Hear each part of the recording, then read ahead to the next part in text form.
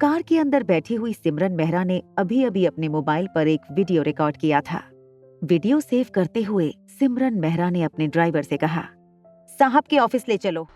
सिमरन मेहरा के ड्राइवर ने अपनी मैडम के इंस्ट्रक्शंस फॉलो करते हुए गाड़ी सीधी दिल्ली के सेंट्रल एरिया में बनी मेहरा एसोसिएट के हेड ऑफिस की तरफ ले ली। जैसे ही सिमरन की गाड़ी हेड ऑफिस पहुंची, अशोक मेहरा, जो किसी मीटिंग के लिए अपनी कार में बैठकर बाहर जा रहे थे, वो अपनी वाइफ को वहां देखकर हैरान हो गए। क्या हुआ डार्लिंग, तुम इस वक्त यहाँ? डार्लिंग, मुझे लग रहा है मैं बहुत बड़ी मुसीबत में फंसने वाली हूँ। अशोक मेहरा, जो कि शहर का बहुत ही बड़ा नाम था, एक सक्सेसफुल बिजनेसमैन था, वो ये बात अच्छी तरह से जानता था कि उसके होते हुए उसकी वाइफ किसी भी तकलीफ में नहीं पड़ सकती थी। अशोक ने मुस्कुराते हुए अपनी पत्नी से कहा, डार्लिंग क्या हुआ, मुझे ठीक से बताओ। सिमरन अशोक का हाथ पकड़कर उसे अपनी गाड़ी की ओर ले गई। गाड़ी में बैठने के बाद सिमरन ने अपने पर्स से अपना मोबाइल निकाला और जो वीडियो उसने स्कूल के बाहर रिकॉर्ड किया था, वो अशोक को दिखाते हुए प्ले कर दिया। देखो अशोक, ये जो बच्ची है ना, इसका नाम रिया है। ये हमारी बेटी मिश्का को बहुत परेशान करती है स्कूल में। मुझे लगा कि ये बच्ची और उसकी माँ किसी साधारण फैमिली बैकग्राउंड से होंगे। इन्हें सबक सिखाने के लिए मैंने इस बच्ची को डांस ग्रुप से निकलवा दिया था, मगर अब इस बच्ची के बचाव में डांसिंग सुपरस्टार श्रेया अय्यर खुद आज स्कूल आई थी। और ये श्रेया तो बहुत ही बड़ी हस्ती है हमारे देश की। अगर उसने इस मामले को पर्सनली ले लिया तो मुझे इस शहर का तो क्या, इस देश का बड़े से बड़ा कांटेक्ट भी नहीं बचा पाएगा। मेरा डांस करियर, मेरा नाम, सब कुछ मिट्टी में मिल जाएगा। रिलैक्स, तुम बिल्कुल शांत हो जाओ और बिल्कुल घबराओ मत। मुझे एक बात बताओ कि इतनी बड़ी सुपरस्टार आखिर तुम्हारे पीछे क्यों पड़ेगी? क्या ये हो सकता है कि ये बच्ची और उसकी माँ, जिसे मैं साधारण समझ रही थी, वो किसी बहुत इन्फ्लुएंशियल बैकग्राउंड से आए हो? देखो, इस वक्त दिल्ली में बहुत ही कम ऐसे परिवार हैं जो हमारे परिवार से ज्यादा पावरफुल हैं। करण गुलेरिया के परिवार के बच्चों को तो हम जानते ही हैं काफी साल से। बाकी रहा मारवा खानदान, और जहां तक मुझे पता है, मारवा खानदान का जो इकलौता वारिस है, उसके लिए उन्होंने प्राइवेट ट्यूटर रखे हैं। हाँ, ये कोइंसिडेंस हो सकता है कि इस बच्ची की माँ ने कहीं से ये तुम्हारी श्रेया अय्यर का कांटेक्ट लगाया हो, लेकिन इसमें तुम्हें डरने की कोई जरूरत नहीं है। अपने पति के मुंह से ये बात सुनकर सिमरन मेहरा का सारा टेंशन एक ही सेकंड में उतर गया। पिछले 1 घंटे से पता नहीं कैसे कैसे ख्याल आ रहे थे मेरे मन में। तुम्हारी बात सुनते ही आई कैन रिलैक्स नाउ। मैं कितनी गलत थी। मैं समझ नहीं पाई कि ये सब कुछ इस रिया की मम्मी ने क्यों किया होगा। क्या लगता है तुम्हें, उस औरत ने ऐसा क्यों किया होगा? मुझे लगता है कि वो स्कूल की एनिवर्सरी इवेंट में हमारी बेटी डांस में जिस सेंटर पोजीशन में इस वक्त डांस कर रही है, वो पोजीशन मिश्का से छीनकर अपनी बच्ची रिया को देना चाहती है। मगर तुम चिंता मत करो, मैं भी अपनी बच्ची के लिए वो सब कर सकती हूँ जो उसने कभी सोचा भी नहीं होगा।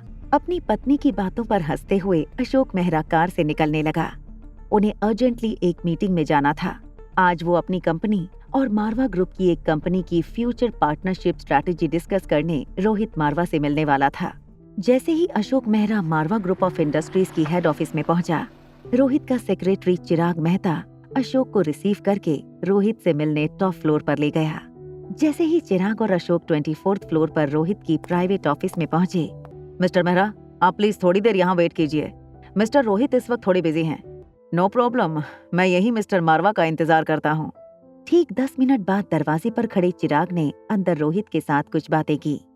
तभी अंदर से रोहित की दमदार आवाज अशोक के कानों पर पड़ी, सेंड हिम इन। इससे पहले कि चिराग अशोक मेहरा से कुछ कहता, अशोक मेहरा खुद ही अपनी जगह से उठकर रोहित की कैबिन की ओर चलने लगा। अपनी नर्वसनेस हटाते हुए अशोक ने अपने चेहरे पर एक मुस्कान लाई और मुस्कुराते हुए कैबिन के अंदर एंटर हुआ। अंदर दाखिल होते ही अशोक ने रोहित से कहा, a very good morning mister Marwa, I am glad कि आपने मेरे लिए कुछ वक्त निकाला। रोहित ने अशोक मेहरा की ओर देखकर बिना कुछ बोले उन्हें अपने सामने की चेयर पर बैठने का इशारा किया। जब अशोक मेहरा रोहित की कैबिन में चलकर रोहित के डेस्क के सामने पड़ी चेयर पर बैठने जा रहा था, अशोक की नजर कमरे के कोने में बैठे एक छोटे से लड़के पर पड़ी। जैसे ही अशोक मेहरा रोहित के सामने की चेयर पर बैठा, अचानक उसे इस बात का एहसास हुआ जैसे उसने रोहित के बेटे को पहले कहीं देखा था। अशोक मेहरा के साथ आया मेहरा इंडस्ट्रीज का मैनेजर अपने लैपटॉप पर एक प्रेजेंटेशन रोहित मारवा को दिखाने लगा। पूरा प्रोजेक्ट एक्सप्लेन करने के बाद अशोक मेहरा के मैनेजर ने रोहित मारवा से पूछा, सर, शुड आई कंसिडर कि आप इस प्रोजेक्ट में इंटरेस्टेड हो? रोहित मारवा ने कुछ देर लैपटॉप स्क्रीन पर देखकर अपनी उंगलियां डेस्क पर टैप करने के बाद अशोक मेहरा के मैनेजर से कहा, sorry but I am not interested. Manager ने 2-3 बार अशोक को मीटिंग आगे बढ़ाने का इशारा भी किया, मगर अशोक का ध्यान इस वक्त कहीं और था। दरअसल फिलहाल अशोक का ध्यान उसके मैनेजर और रोहित के बीच चल रही मीटिंग से ज्यादा कोने में बैठे उस बच्चे पर था। अशोक लगातार सोच रहा था कि उसने इस बच्चे को पहले कहाँ देखा है। कुछ देर सोचने के बाद अचानक अशोक मेहरा को अंदर ही अंदर एक जोर का शॉक लगा। अशोक मेहरा को इस बात का एहसास हुआ कि रोहित मारवा की कैबिन में बैठा हुआ वो छोटा सा बच्चा और कोई नहीं, मगर वही बच्चा है जिसे उसकी बीवी ने आज सुबह ही पनिश किया था। अशोक मेहरा ठीक से सिमरन की दिखाई हुई वीडियो क्लिप याद करने की कोशिश करने लगा। थोड़ी देर तक अपने मन में उस वीडियो को याद करके अशोक मेहरा को इस बात का यकीन हो गया कि वीडियो क्लिप में जो बच्चा था वो और कोई नहीं बल्कि वही बच्चा था जो इस वक्त उसके सामने बैठकर होमवर्क कर रहा था, रोहित मारवा का बेटा।